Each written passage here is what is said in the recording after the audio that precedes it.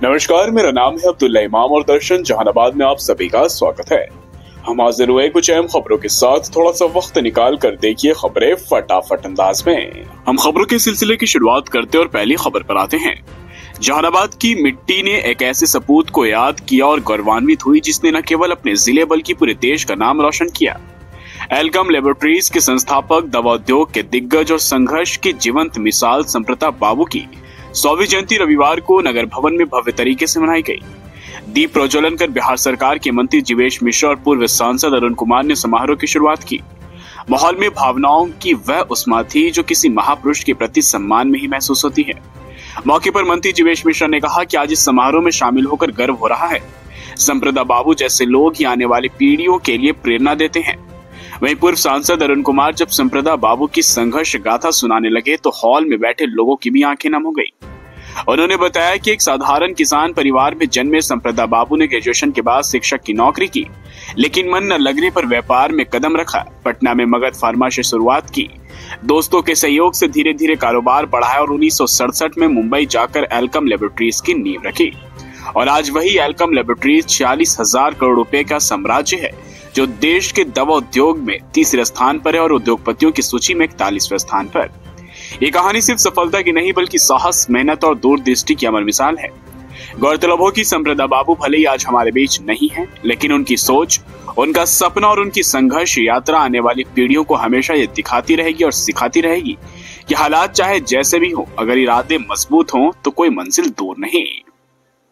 हम दूसरी खबर की तरफ रुख करते हैं जो कि थोड़ी दुखद है। जहानाबाद जिले के पाली थाना क्षेत्र के नगमा गांव में एक दर्दनाक हादसा हुआ जहां की गहरे पानी में डूबकर 2 सगी बहनों की मौत हो गई। मृतकों की पहचान रुदल बिंद की 13 वर्षीय पुत्र अंजू कुमारी और 11 वर्षीय संजू कुमारी के रूप में हुई। स्थानीय लोगों के अनुसार गांव की 4 लड़कियां पास के नहर के समीप शौच को गई थी। इस दौरान एक लड़की का पैर फिसल गया और वह गहरे पानी में गिर गई।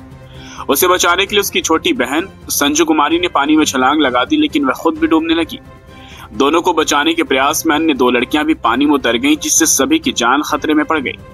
तभी मौके से गुजर रहे ग्रामीण ने पानी में डूब रही लड़कियों को देखकर तुरंत पानी में कूदकर 2 लड़कियों की तो जान बचा ली।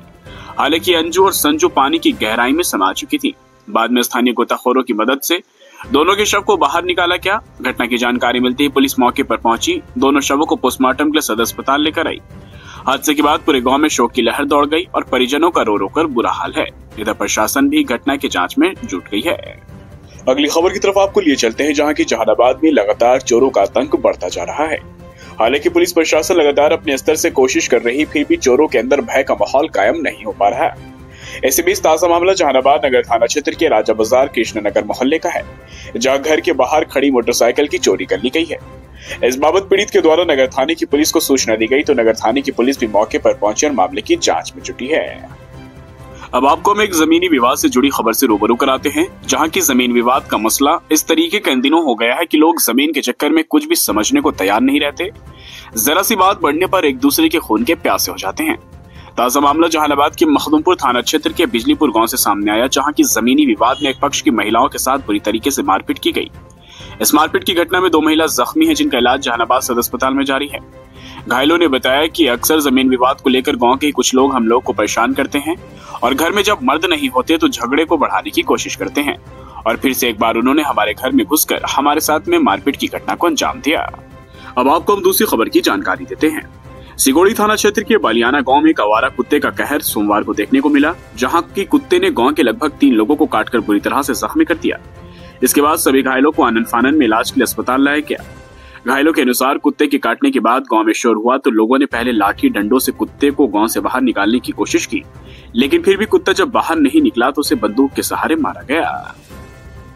अब ऐसी खबर की जानकारी देते हैं जो जहानाबाद के लिए खुशखबरी है।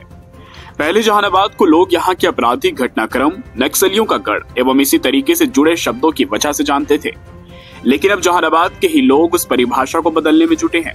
जी हाँ, जहानाबाद की गलियों में अब कैमरे की रोशनी और एक्शन की गूंज सुनाई देती है, यानी कि अब हमारे जहानाबाद में फिल्मों की शूटिंग होती है। एक बार फिर से जहानाबाद में ही और जहानाबाद के ही कलाकारों ने एक फिल्म को बनाया जिसका नाम हीरो हैंडसम है। उसकी लॉन्चिंग हो चुकी है। शहर के एक निजी रेस्ट हाउस में कार्यक्रम आयोजित कर फिल्म को प्रमोट किया गया और सुल्तान स्वर संगीत नाम के यूट्यूब चैनल पर फिल्म को लॉन्च किया गया। कार्यक्रम में मुख्य अतिथि के तौर पर जदयू के नेता निरंजन केशव प्रिंस शामिल हुए। जिन्होंने कहा कि हमें इस बात की काफी खुशी है कि हमारे जहानाबाद जिले में दूसरे प्रदेशों से कलाकार आकर फिल्म की शूटिंग कर रहे। ये जहानाबाद के लिए भी गर्व की बात है और मैं हीरो हैंडसम की पूरी फिल्म की टीम को शुभकामनाएं देता हूँ। साथ में लोगों से भी आग्रह करता हूँ कि लोग इस तरीके की फिल्म को प्यार दें, समर्थन दें, ताकि हमारे जहानाबाद का नाम हो और जहाँ 4-5 कलाकार आते हैं वहाँ बॉलीवुड के बड़े बड़े सितारे आए। वहीं इस फिल्म के निदेशक सुल्तान अहमद रजी ने भी मीडिया से बात की और उन्होंने कहा कि हमारी बस एक कोशिश है कि जहानाबाद की जो पहले की परिभाषा थी उसे बदला जाए, जहानाबाद के स्थानीय कलाकारों को मंच दिया जाए और लगातार हम लोग जहानाबाद में फिल्मों की शूटिंग कर रहे हैं और बस लोगों से उम्मीद करते हैं कि लोग हमारा साथ देंगे। वहीं इस फिल्म के कलाकारों के बारे में बात करें तो फिल्म में लीड एक्टर की भूमिका तामिश सुल्तान ने निभाई और उनका साथ भोजपुरी फिल्म की अदाकारा धानी गुप्ता वर्मा दे रही। इनके साथ ही फिल्म में बिहार वाले कैफी, राजू खान, खुशी राजपूत, तौफीक आलम के साथ कई अन्य कलाकारों ने भी अभिनय किया। अब बारी आखिरी खबर की और आखिरी खबर का हम जिक्र करते हैं।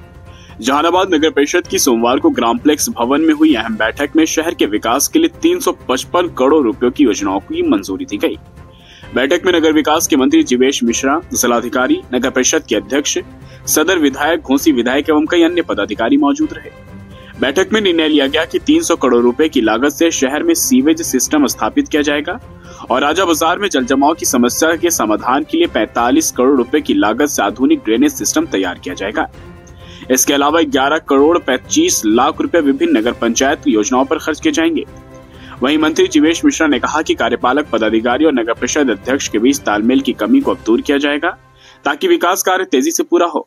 उन्होंने यह भी बताया कि जिलाधिकारी स्वयं सड़कों पर उतरकर कार्यों की निगरानी कर रही हैं। इसके आगे उन्होंने यह भी स्वीकार किया कि अब तक विकास कार्यों में कुछ कमियां रही, लेकिन उसे जल्द ही पूरा कर लिया जाएगा। तो दोस्तों, ये थी जहानाबाद के दिन भर की कुछ अहम खबरें। खैर, फिलहाल के लिए बस इतना ही। मुझे दीजिए इजाजत। हम फिर से बहुत जल्द हाजिर होंगे एक नई खबर को लेकर। तब तक के लिए आप अपना बहुत ख्याल रखिए। आपको हमारे खबर को पेश करने का तरीका अगर पसंद आए तो दर्शन जहानाबाद चैनल को लाइक कीजिए, सब्सक्राइब कर मदद कीजिए और शेयर करना ना भूलें।